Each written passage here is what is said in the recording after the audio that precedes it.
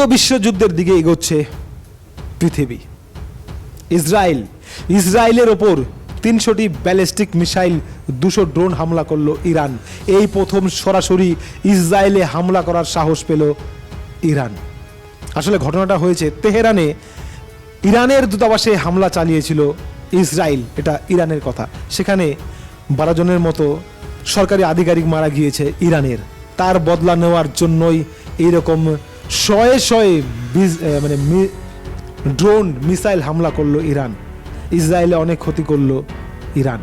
Israel বলে দিয়েছে, আগেই তারা বুঝতে পেরেছিল যে ইরান হামলা করতে পারে, যার জন্য সেরকম ব্যবস্থা নিয়েছিল ইসরায়েল, যার দরুন সেই সমস্ত যে ব্যালিস্টিক মিসাইল এবং ড্রোন হামলা চালিয়েছিল ইরান, সেটাকে প্রতিহত করেছে অনেকটাই ইসরায়েল। কিন্তু এখানে শেষ নয়, ইসরায়েল বলে দিয়েছে তারা কিন্তু এর প্রতিশোধ অবশ্যই নেবে। ইরান বলে দিয়েছে, আমরা যা করেছি এখানে যদি থেমে না যায় তাহলে আরো ভয়ঙ্কর আক্রমণ চালাবো। তার মানে ইসরায়েল থামবে না। ইরানের কাছে কিন্তু পরমাণু বোমা বানানোর ইউরেনিয়াম বেশ মজুদ রয়েছে, ইউরেনিয়াম ইরানের কাছে রয়েছে, যার ফলে ইসরায়েল যদি বড় আকারের হামলা করে তাহলে কিন্তু একটা পারমাণবিক হামলা হওয়ার সম্ভাবনা রয়েছে। আরেকটা জিনিস বলে রাখি, ইরান ইসরায়েল হামলা করেছে, এইদিকে আমেরিকা কিন্তু ইসরায়েলকে সমর্থন দিয়ে দিয়েছে যে তার পাশে আছে।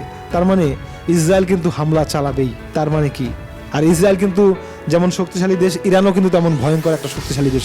তার মানে কি, আমরা কি আবার তৃতীয় বিশ্বযুদ্ধ দেখব?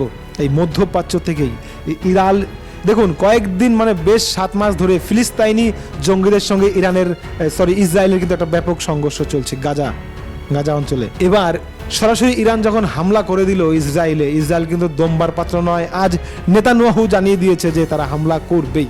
তো মোটামুটি একটা ধরে নেওয়া হচ্ছে একটা তৃতীয় বিশ্বযুদ্ধের একটা সম্ভাবনা তৈরি হয়েছে পৃথিবীতে এই মুহূর্তে। খবর ভালো লাগলে তো দেখা যাক যুদ্ধ কোন দিকে যায়, তৃতীয় বিশ্বযুদ্ধ কি শুরুই হয়ে যায় নাকি, সেটাও এখন দেখার। খবর ভালো লাগলে সাবস্ক্রাইব, লাইক, শেয়ার করবেন। জয় হিন্দ।